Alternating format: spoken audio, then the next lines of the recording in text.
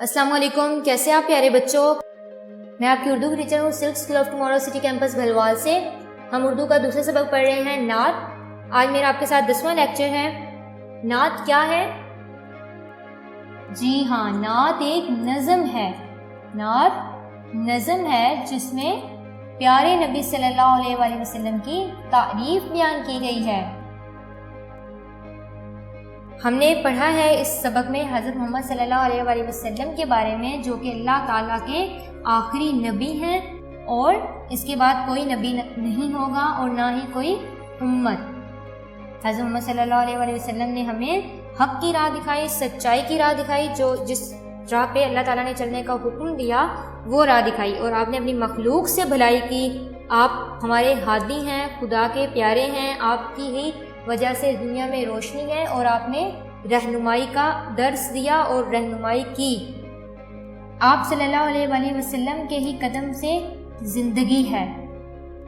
آپ صلی اللہ علیہ وآلہ وسلم نے ہی اسلام کو قائم کیا، اور آپ یتیموں کے مددگار ہیں، یتیموں کے غمگسار ہیں، مددگار ہیں۔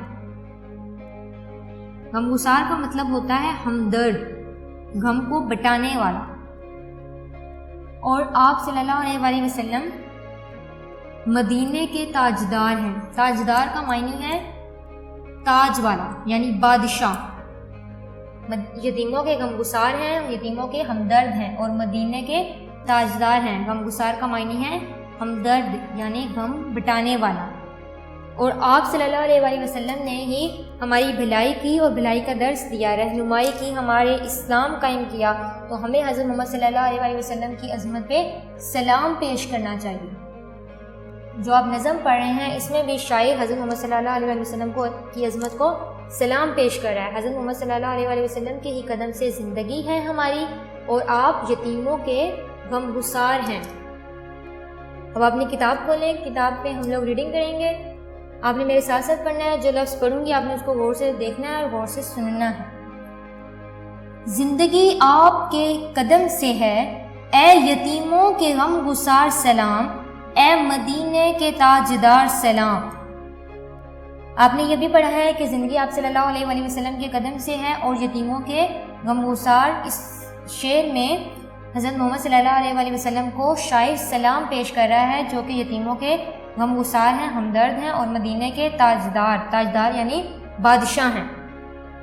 آپ نے یہ ریڈنگ پڑھنی ہے، اور جو مشکل الفاظ ہیں ان کی آپ نے پریکٹس کرنی ہے اپنے رف رجسٹر پر۔ چوتھا آپ کا سوال ہے، لفظ کی آخر میں دان لگائیں اور نئے الفاظ بنائیں۔ جیسے پہلا ہے گلدان، آپ اس کے روشن کے آگے کیا لگائیں گے؟ کیا لفظ نیا بنے گا؟ جی ہاں، دان لگائیں گے تو نیا لفظ بنے گا روشن دان۔ دوسرا لفظ کیا ہے؟ نمک دان، شمع، شمع دان، زبان دان، قلم دان۔ آپ نے دان لگایا تو یہ نیا لفظ بن گیا۔ نمک، نمک کھانے والا، لیکن نمک دان نمک رکھنے والی چیز، نمک دان۔ ایسے ہی آپ نے اس دان لگا کے اس لفظ کو نیا لفظ دے دیا۔ نوٹ بک پہ آپ سب سے پہلے آج کا دن اور آج کی تاریخ لکھیں گے۔ گھر کا کام، ہمارا عنوان ہے سوال جواب۔ آپ ایک لائن چھوڑ کے لکھیں گے سین۔